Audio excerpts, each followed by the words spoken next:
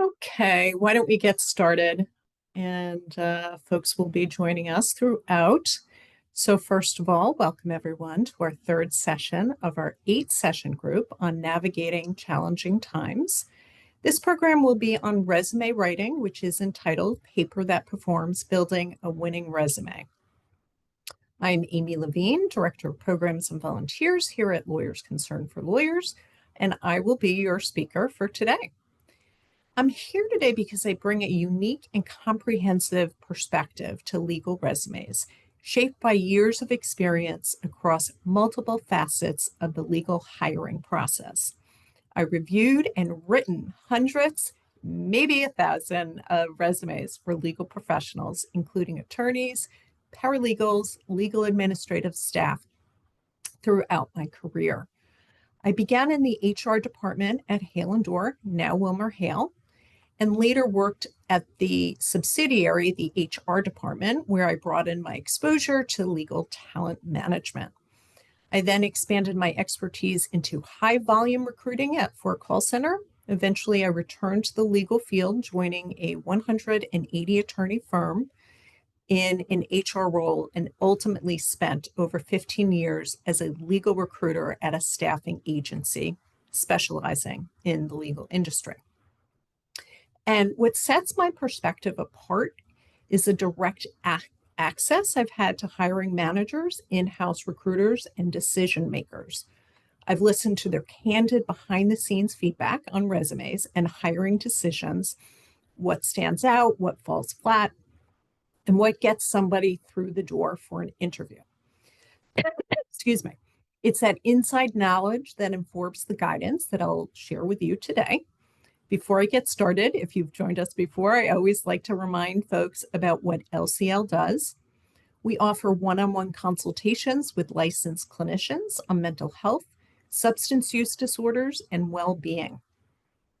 Additionally, we provide educational programming, support groups, and one-on-one consultations on law practice management for the Massachusetts legal community. Our services are free and confidential. Finally, we love and encourage questions, so please put those questions in either the chat or the Q&A function. All right, let's get started. I am going to share my screen, so bear with me for just a moment. Okay. All right. So as I mentioned, this is resume writing. And I want to mention at the beginning, this might be very basic for some of you out there. This might be reminders of what to do with your resume. And again, for those of you, it might be some things that are completely new. We're not always taught how to write a resume. So again, helpful reminders, something new, but some basic information. I want to start off by polling the audience. So if you could share in the chat function what your background is. So tell me, are you employed? Are you unemployed? How many years of experience do you have? What sector are you in? Are you in a private law firm, a nonprofit, government? So things like that, if you could start to share in the chat. Excellent. Okay, so somebody here is employed. They have a few years of experience in nonprofit. Again, somebody else who's employed, 5 years experience in nonprofit. If there's anyone else there that wants to share their information, that's helpful again to know who the audience is and how I can maybe tweak some of the presentation. Okay, so we have somebody else. 8 years public interest, also employed, lots of experience in securities law, mostly government, left law to raise a family. Now what do I do? Yes, we are going to address that. Absolutely. Again, self-employed, a lot of years, 20 years private practice, government experienced, as well as government relations. Okay, excellent. So again, so unemployed, newly admitted, Again, I think that's going to be helpful to know. And so thank you all for sharing that information. I am going to now get back to the slide. So first of all, what's important to know, the purpose of the resume is to tell your story. It's to get you the interview. It is not the end all be all. Again, it gets you in the door. And then it's the interviewing process and showing who you are that I think is ultimately going to get you the job. And it's an overview of your experience. So I've talked to other recruiters. Sometimes there are some folks out there that think, okay, let's start with day one of your career. And for me, for example, I'm 55. I don't mind sharing that. If I started from once I graduated college, 1992, this is going to be a long resume. So again, it's an overview. You don't need to, if you worked a little bit before you went into law school, you don't have to share all of that experience prior to your legal career, especially if you're focused on your legal career. So let's talk about some key points also for your resume. One, you want to be truthful and honest. There are numerous times that somebody maybe fudge some numbers, whether it was dates of employment, title, things like that. And if the employer finds out, which has happened, they can terminate you for lying on the resume. They do want you to put out what your experience is to make sure that it is a good fit. So again, I encourage you for that. There are different ways of presenting information. That's different.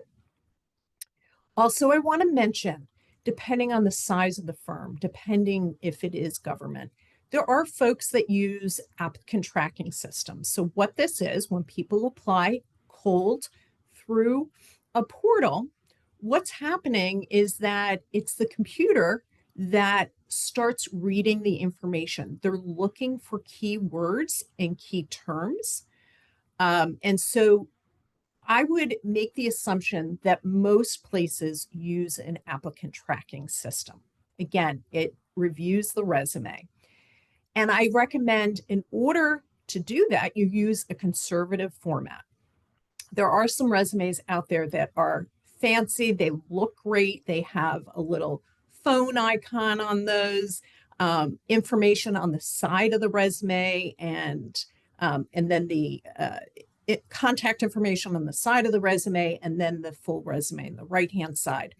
The applicant tracking system cannot read that. It is not designed, at least yet, to read those types of resumes. So if it can't read the resume, it is going to be kicked out. I've heard numerous stories about how they've applied, somebody's applied to numerous jobs, they never hear back. If you have a resume that's not formatted appropriately for an ATS, it is going to be kicked out and you will never be contacted. So that's one thing to note.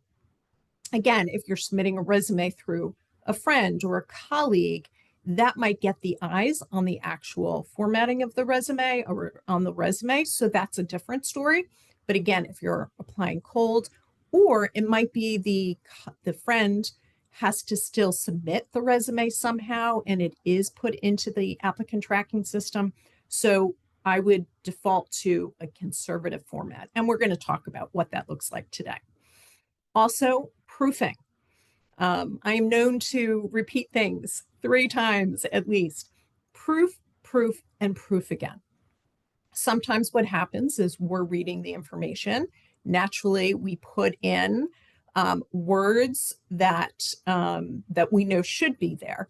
But I think it's always a good idea to have a friend, somebody else look it over. They look it over with a fresh eye. And they'll notice, oh, it's missing a period here. Oh, you left out a word here. Oh, this is misspelled. So the part that's so important about making sure your resume is perfect with grammar and punctuation, things like that, this is the opportunity to show what your work quality is. And if there is a typo on it, It could get tossed out the door, depends on who's reading it. Some folks will use it as a criteria, especially if they have to go through 300 resumes. That's a reason to put your resume aside. Again, you've had the opportunity to spend hours on your resume. You want to make sure it is perfect. And then also something else to note, that real estate on your resume is precious. So we want to make sure that you put the most important pieces of information. And again, we'll talk about that later. But for example, if you have a lot of information on your resume, you might not use that real estate to add in activities like you enjoy running or reading. Although it's interesting, I wouldn't use that real estate for that information. More keynotes. You're going to have, there are different resumes for different experience levels. So I know there's somebody out there that talked about being on the newer side. They're a recent law school grad. You're going to want to keep it to one page. There was somebody else out there that has 20 years of experience. You can go on to 2 pages, but you don't want to go beyond the 2 pages. Also, I know sometimes people who are out there, they have times when they weren't working. We know somebody out there is not employed. What I would recommend is that you show on your resume that you have done something. So again, you could be temping through a staffing firm or even volunteer experience. Again, you want to be able to fill in some of those gaps. So once you get the interview, and they say, well, what have you been doing? You want to be able to say you've been doing something. Also, the resume is not necessarily what is going to get you the job, or so networking is going to be a key part, especially if you are looking to change careers. If you're going from a nonprofit to a private firm, government to a private firm, something along those lines, networking is really what's going to be most beneficial to you. Finally, I want to note before we get into the actual details is that there are studies that are out there that have shown that recruiters spend an average of 8 seconds looking at the resume. Now, somebody might say, I've spent hours working on this resume and I only get 8 seconds of a look from a recruiter. Of course, there are some that are going to spend more time, maybe even less time. And there are studies that even show where the recruiter's eyes go to on the resume. They did some heat-seeking visual. And so what a recruiter does, they look quickly at the dates of employment. They look quickly at the title. And we're going to talk about how you're going to have very clear settings in your resume, because you want the recruiter, the hiring person, to go directly to the headings and be able to look quickly. And that's my point of letting you know that they're not spending time going through every single detail. Okay, now I want to, as I've hinted at, talk about the design of the resume. Again, it's going to be important to have clear formatting for reading, clear headings, because again, a recruiter might want to say, well, we want somebody from Suffolk Law, maybe at this place of employment. There are a lot of people from Suffolk Law School. And so they want to know quickly, what is the education? And again, you're going to provide direct information for a legal resume. You might find people outside of the legal industry that have their opinion on what information you should include. If you're a salesperson, then yes, you're going to want to talk about how you reduced cost, how you increase sales, things like that. A legal resume is a little bit different than that. And so again, you're going to want to have direct information because they're going to want to know, what did this person do? And it's that background that is, again, going to be most important. So let's talk about the formatting of the resume. As people know, name, contact information. So it could be email and it could be phone. You don't necessarily need to put your address on there at this point in time. It's a different world than what it used to be. Sometimes hiring managers will actually eliminate you if they see where you live and they know that the commute is an hour long, 2 hours long. Now, for you, you might say that commute is fine for me. But if the hiring manager had experience where they hired somebody where the commute was an hour or an hour and a half, they say, oh, they're never going to stay. So that's one thing to keep in mind. Again, you don't have to put your address in there. Next, again, clear headings. And I am going to have a resume that we'll pick apart shortly. But the first piece of the resume, very first thing after that contact information and what your name is, you want a summary. This is probably one of the most important pieces to your resume. This is where you're summarizing your experience, your strengths, your passion. And we'll get into some examples of what that actually looks like. Again, it's 2 to 3 lines. You don't want it to take up the entire part of your resume, but you want it to be a nice, solid summary with some good information there. Education is next, depending. If you're right out of law school, that's maybe where you want to put your education. And by the way, there is no set rule for the order of things. Yes, you want dates to be chronological, but if you're, again, you're out for 20 years, again, we know there are some folks out there that have that experience. Maybe you start with your experience. Again, education if you're on the newer side. Put your GPA on there, whether it's undergrad or grad or law school, if it's a 3.5 or higher. I know some schools have different grading systems, but again, if it's a really good GPA, if you did really well, then yes, include that there. I think that is important to know. Under the experience heading, there are different ways you could play around with this. So if you want somebody to know that you've had non-legal jobs, you can create a different section for that called non-legal. You have an area for your legal experience. Sometimes when it's internships and you've had a number of those, instead of putting each and every internship within the body of the resume, you can separate it out. Legal experience or just experience, and then internships, and you have a different heading. So it looks more organized, clearer to the reader.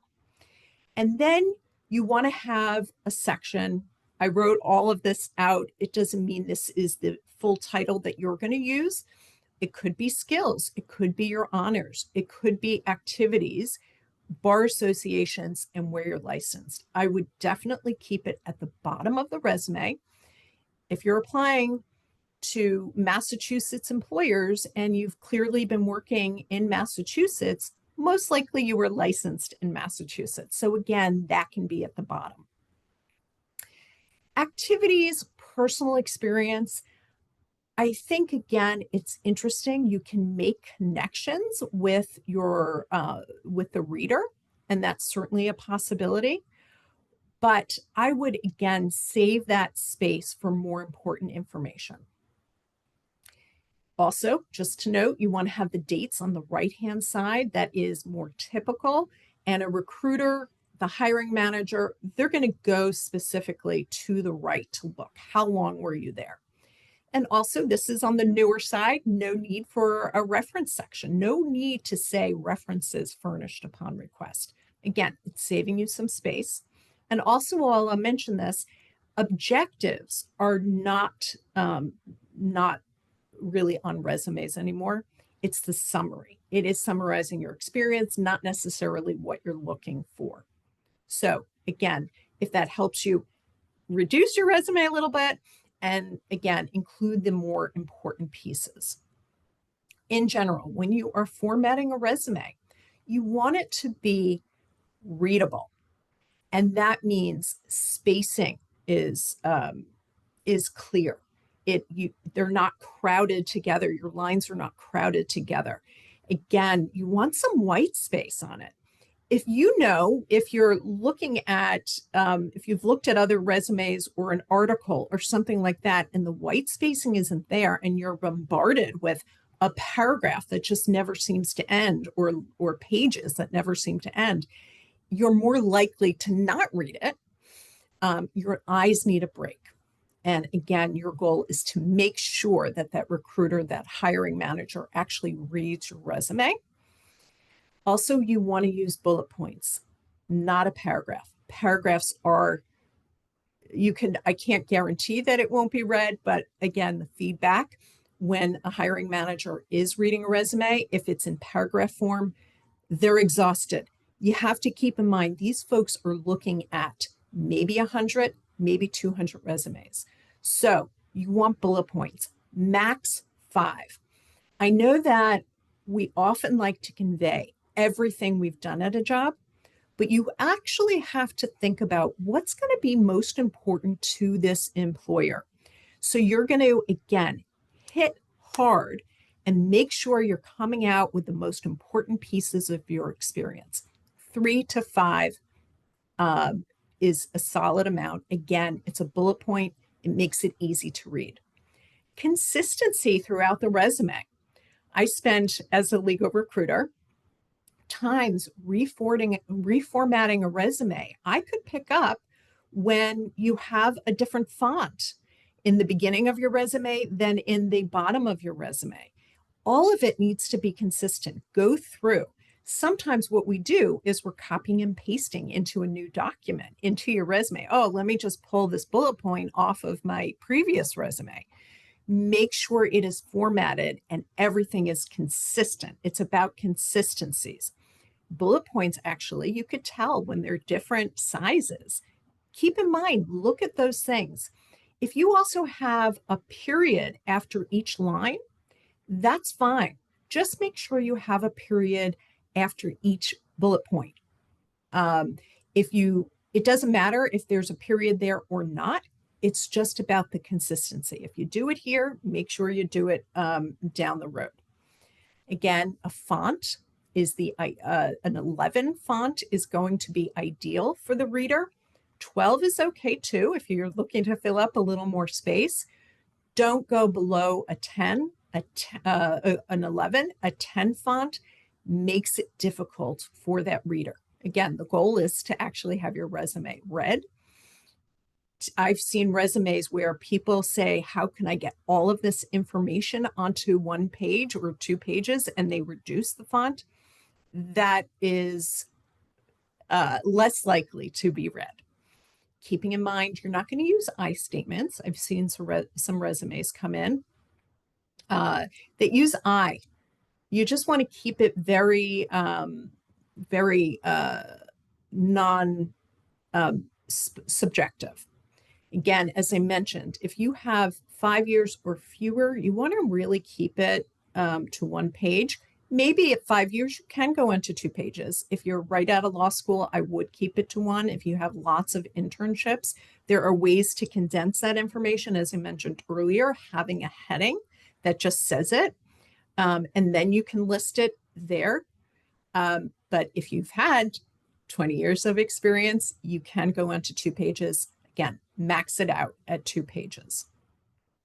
At 55, as I will mention again, I probably have a lot of experience, but I'm not going to go beyond the 2 pages.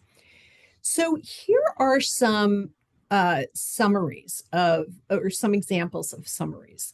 So I want to point out, I'll read these to you. Hopefully they're easily read by you on this screen, but it's mission-driven attorney with X number of years of experience in direct client representation, legal advocacy, community-based lawyering, demonstrated expertise.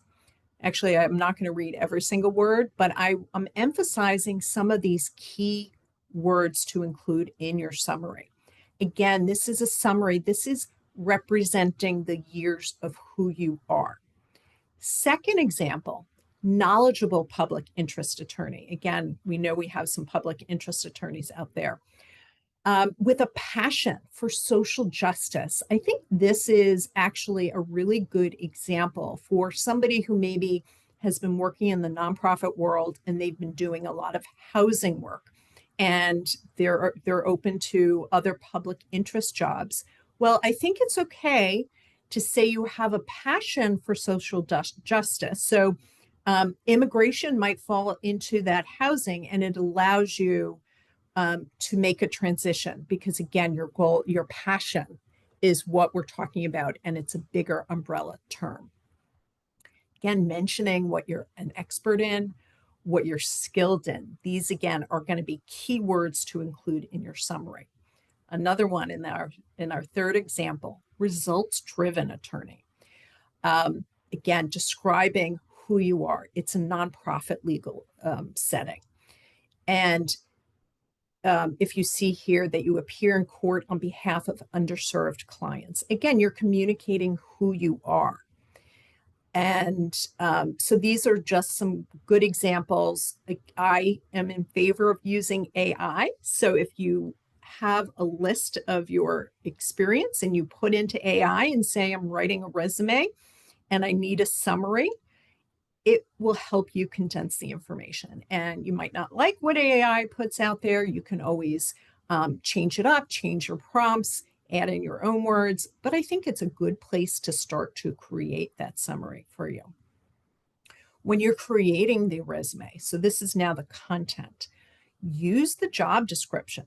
Tailor each resume to the job and use their keywords. So you're mimicking what they have written in the job description.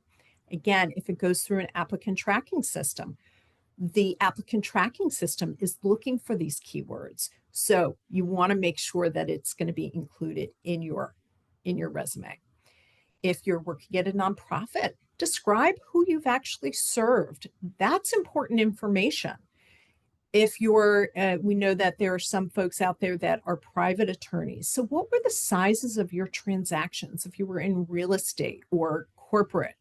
Again, multi-million-dollar deals are going to be different and will quantify what type of transaction you've worked on. If you're going, again, into a private law firm, they want to know these things. That's important. If you're doing trust and estates or family law, the net worth of clients, things change, tax implications change. So if you're drafting an estate for clients with over $1 million in assets, that's going to be important for the hiring manager, for those attorneys to know. Again, if you're in litigation, be specific. What kind of litigation are we talking about? Again, I know that there are some folks out there that are from the government, federal attorneys that have been laid off. What was the area of litigation? Was it white crime, collar crime? Was it cybersecurity? Was it human trafficking? Criminal, complex, business litigation. These are the specific words that you want to make sure describes your experience. And again, you want to use action verbs. So did you draft something? Did you negotiate something? Did you advocate? Did you research? These, again, are going to be keywords to include in your job description. So I'm going to pause here, and I see that we have a couple of comments in the chat. Before I go on to our example, we're going to pick apart a resume. So let's see, would you recommend listing pre-law school experience if relevant to the position you're applying for? For example, working as a paralegal in the same area of law. Absolutely, absolutely. I would put it in a different section. But yes, if it's relevant, if you worked as a cashier somewhere or as a wait staff person, these are good things that show you're a worker, but again, it's not going to be relevant to being an attorney. So you can leave those things off, but as a paralegal, same area of law. What if seeking transition into another area? So I'm not quite sure if you're talking about you're applying for a different area of law, how you actually approach that on your resume. I think that's where your summary is going to be. And the most important thing about transitioning into a different area is going to be networking. It is such a hard thing to do. to transition to a new practice area, into a different work environment, with a cold resume, with applying coldly through a portal. That is going to be tough. Is it possible? Absolutely. But that's where the networking is going to come into play, and that's where I think it's going to be most helpful.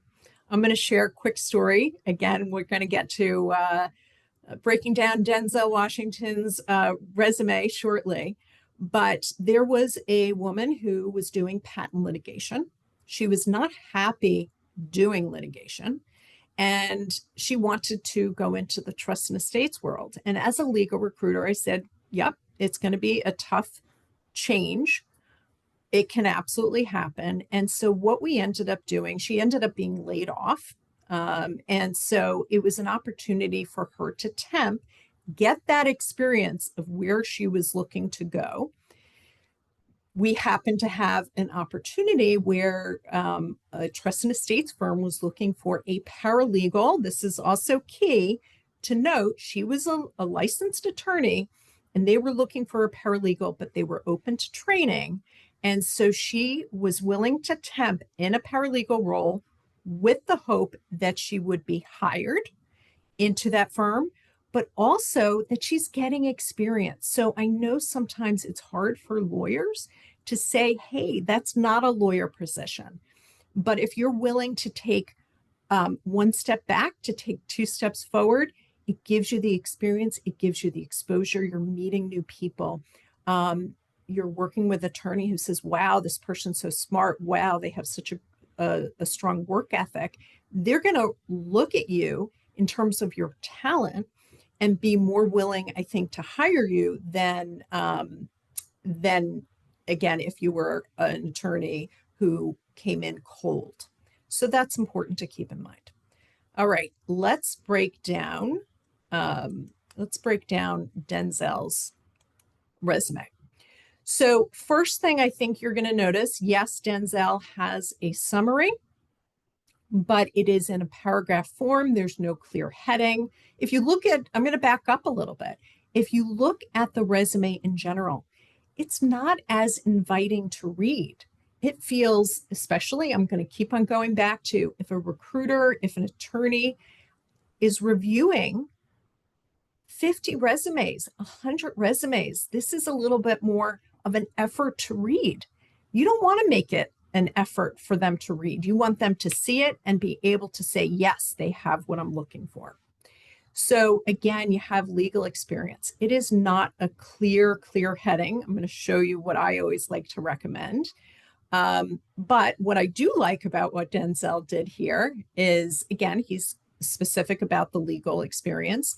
It's firm ABC. Where is it located? You don't need to give a specific address. I've seen that on resumes. Boston, Massachusetts, boom, you have the dates of employment on the side. There's a lot of solid information in terms of what Denzel has done here, but it makes it harder to read. No bullet points. It's a chore. It is a chore. Next, we also have a paragraph formatted description. It's going to be a chore. And then we see education, great education, dates. Yes, I would include dates. What was the degree? What was your major when you were in undergrad? But they're not clear headings. It's not easy on the eye. Bar admissions, that's great. Professional memberships, that's great. But again, it's not clear headings. So here is a little spruced up Denzel Washington resume. And hopefully folks are going to notice that there are clear headings. The eye goes to, who is this person? Okay, what is their experience? Oh, I just want to know, where did they go to school? Very clear. They find out very quickly what they want to know. Again, dates are on the right-hand side. Person can calculate dates very quickly. And yes, they are going to look at how long you've been at one particular place. But again, the recruiter's eye is going to go dates, where did they work, what was the title of the position, And again, where did they go to school? Where are they admitted? And professional memberships. But I did not include any activities, things like that, reading, watching movies. At this point in time, again, keeping in mind real estate is precious. I wouldn't necessarily spend that real estate on those pieces of information. So I also want to let people know that yes, at LCL, I do some individual one-on-one consultations and review resumes. I can also help prep you for an interview. If you know you're going in for an interview and you want some guidance, and by the way, I will be doing a presentation in August in terms of how to prep for a resume. So you're going to, prep for an interview. So you're going to do the best you can on that. So I will spend some time writing thank you notes and teaching people how to do those things. Those are important. People might say, oh, a thank you note. If it's generic, it's fine. You're acknowledging it, but you want a little more substance there. So I do those things, but here are more experienced coaches.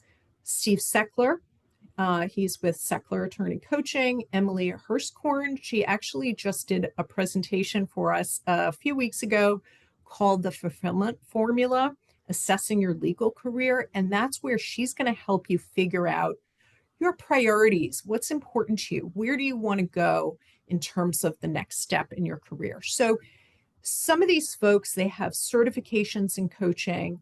And if it's going to be really trying to figure out what do you want to be when you grow up, I would spend more time with these coaches.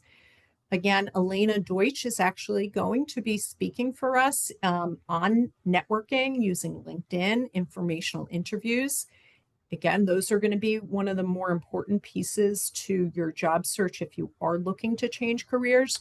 And so she'll be doing a presentation called Essential Networking Strategies for Smarter Job Search, and that's going to be July 25th. So I want to get to some of the questions. I'm going to stop sharing. And I want to go to one of the questions, and I certainly invite more questions than this, but I want to address, somebody had said that they were, I think, a stay-at-home mom. Let me just get to this.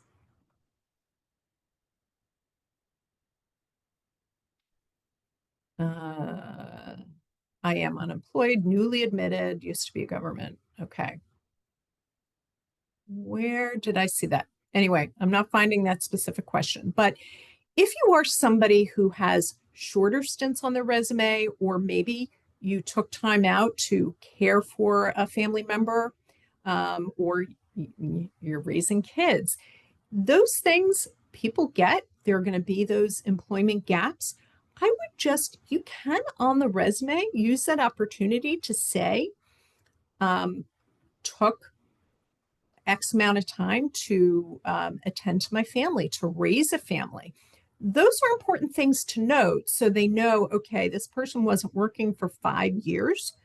What were they doing? So yes, I think a simple line of stay-at-home mom, or I would say a caregiver, took time out for my family. So that's okay to include on your resume. Again, if you have other gaps on your resume, you have short stints, I would fill those in with volunteering, as I mentioned earlier. Again, temping, because it shows that you've done some work. So here's an opportunity again to ask more questions. Let's see. We have, would you recommend listing pre-law school? We talked about that, pre-law school experience if relevant to the position. So yes, I encourage you to do that. We also talked about, what if seeking a transition into another area? Again, these, I know it's a tough thing. I'm going to acknowledge that. But I do think that using your network, doing informational interviews, those are going to be some key parts to getting into that new area. I'm I wanted to see if there are any other questions out there. Somebody did ask, what about a cover letter? You can use that cover letter to explain your transition, what you've done, why you would be the right fit for this new position. Again, if you have a passion for social justice and maybe something you've been doing gun control work, but there's a position that's involved in climate change, I think, again, that heading of the passion that you will bring to whatever public interest that you have, whatever social justice. But with that, it is going to be networking and informational interviewing and any opportunity you can get to work in that particular area. So you have some experience. So if it's maybe you have a friend that does have a law firm, and you can ask them, hey, can I work on some of your cases? If they know you and they know you have a strong work ethic, you have strong writing skills, things like that, you can certainly get some experience there. Again, using a temp agency. I'm going to go off on a little bit of a tangent here, why I'm such a believer in temping. It gives you the opportunity to expose yourself to maybe a new area of law, but to new people, and also proving your work ethic. You're going to get new references. It's expanding your network. And by the way, you'll be making some money. That doesn't hurt while you're looking for a job. People will often say, well, I want a full-time perm job. Just because you're temping doesn't mean that you're not going to get that opportunity. If you're working with a recruiter, let them know, this is important to me. I want the ability to interview, and the recruiter can work with you regarding that. So if it's saying, I want to make sure that I'm going to get a lunch break so I can go on the interviews, I might have to come in a little bit late on occasion. I might have to leave early for the interview. The good news is many interviews are now done by Zoom, so you don't have to travel and not take up so much time. And then, by the way, being a motto that we used to have when I was working as a legal recruiter, it's better to be on the inside looking out than the outside looking in. It is much harder to get in the door. And if you are currently temping and showing your strong work ethic, your writing skills, your talents, the employer is more likely to look at you and hire you than going on the outside. It's sometimes the devil you know versus the devil you don't know. So that's my little tangent on temping. And there are a number of temp agencies out there that you can reach out to. And I would make sure you work with the right recruiter and make sure that they are sending you to the right, sending your resumes to the right places, and being very clear what you want and what you don't want. So we do have somebody who is asking respectfully passion. So I'm not quite sure exactly what that means. So to that person, if you want to clarify that a little bit, that would be helpful for me to be able to answer that question for you. Any other questions? Okay, so it says, why use that word? I think that especially knowing the folks that are out there, if they were working for government, if they were working in nonprofits, somebody has a passion for the work they do.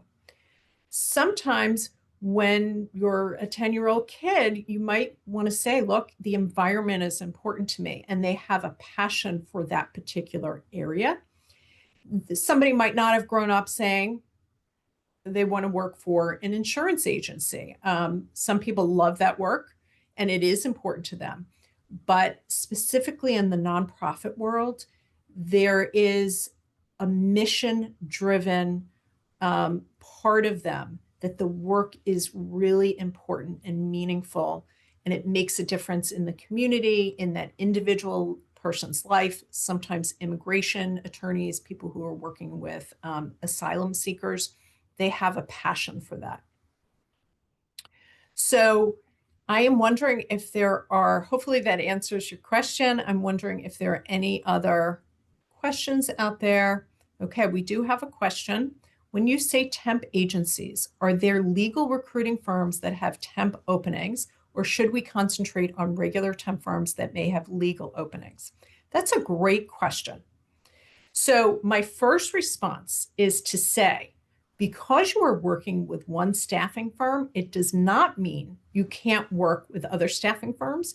And it also doesn't mean that's going to be your only arm of job searching. You're going to want multiple ones.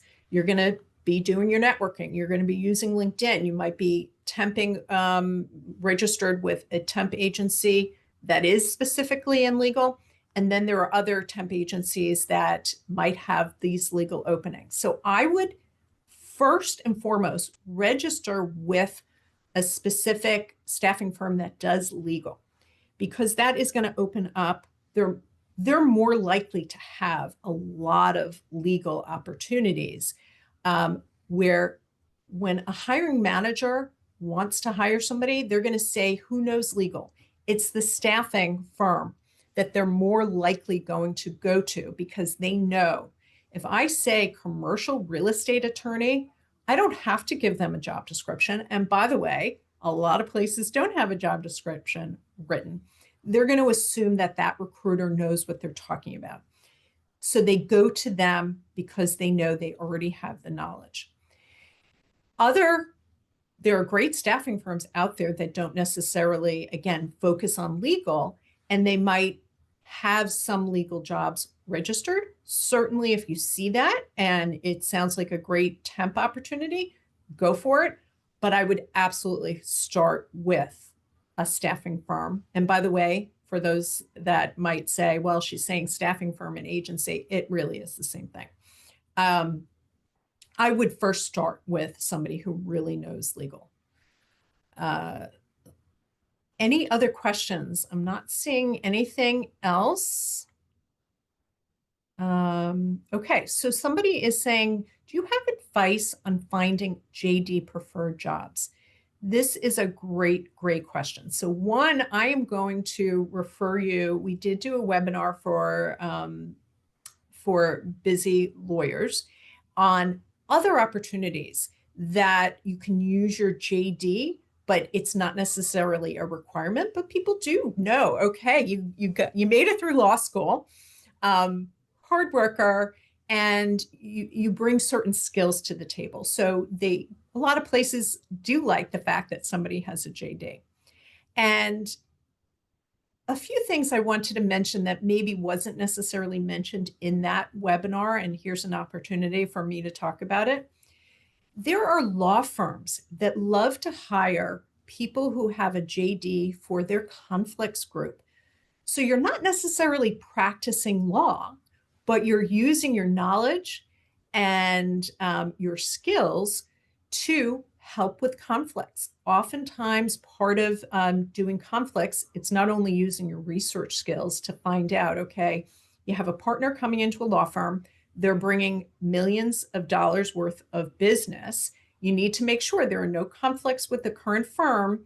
And so it's doing a lot of research, but then it's writing a summary for the attorneys to make that ultimate decision. Can we hire somebody? Is there too much conflict here? Or do we just need to build that ethical wall? So conflicts attorneys at law firms, you get great benefits, right, at private law firms. And also legal recruiters, people who are directly looking for the attorneys, in-house recruiters, they prefer JDs. As a matter of fact, not only prefer, but they want JDs. So even somebody like me that I don't have my JD, I'm more of a social worker, they want somebody, again, who understands the life of a lawyer, and they are only going to look at people with their JDs. This is also something in professional development. So there are lots of other ways to use your JD and not necessarily practice law. So hopefully that answers some questions out there. again, on the JD preferred jobs. Any advice on finding those jobs? I think sometimes talking to again, registering with a staffing firm, I think that could work. And I would think you could even do searches for lawyer jobs, knowing that you're going to eliminate if you're working in a private practice, but you can read through the job description and oftentimes they'll say JD preferred. So that's a general way, or so those are just a few ideas. But again, there are so many different positions out there that do want somebody with a JD, but you're not practicing law. I have found people love working in that work environment. They're getting challenging work, but they're not necessarily dealing directly with clients and billable hours. That's something else. You could avoid billable hours if you're a legal recruiter, if you're in professional development. Conflicts attorneys, you don't have that extra pressure. It doesn't mean you're not working overtime, by the way. It doesn't mean that you're not going to work long hours, but there's less of a pressure there to know that you have to meet those hours. Okay, so somebody else is saying, in my experience, I have most often come across recruiters in connection with private jobs. Do many nonprofits typically engage recruiters? Do you have advice on how to connect with a recruiter individually if you were searching for nonprofit public interest work? So, great question. Nonprofits most likely don't have lots of money to spend on legal recruiters, so you're probably not going to get as many, but there are absolutely some staffing firms that will do that work. I know there are places that if they're looking for a social worker, they will use a staffing firm. I would need to do a little more research in terms of what agencies are out there that might do that. It's a tougher piece. And I'm going to go back to what I've said before. In that situation, it's going to be a lot of networking. And by the way, I know that networking is a challenge for many. It is time consuming. It is talking to a lot of people. And I'm not talking about going to networking events. So hopefully, although I think that is helpful, it's using LinkedIn to establishing those connections. And it's inviting somebody for a 15-minute informational interview.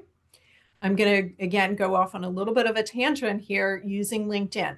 There are a few purposes for using LinkedIn where you're going to just get a general idea. Well, I've thought about trust and estates. It sounds like a great job, but talking to a trust and estates attorney and really finding out what is the bulk of the work? What does your day-to-day look like? Talking to them, you might find, by the way, not for me. And then you can move on. But so you're getting information. You're also establishing a new connection. So you're not asking this person directly for a job. Do not do that.